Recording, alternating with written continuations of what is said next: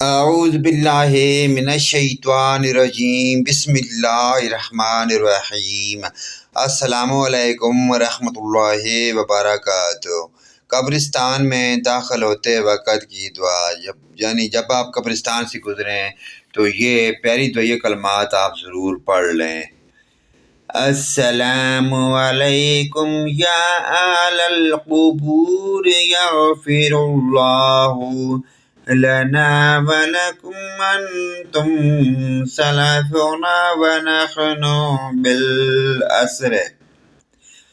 اے قبر والو، تم پر سلامتی ہو، اللہ عز و جل ہماری اور تمہاری مغفرت فرمائے، اور تم ہم سے پہلے پہنچ گئے اور ہم پیچھے آپ کے آنے والے ہیں۔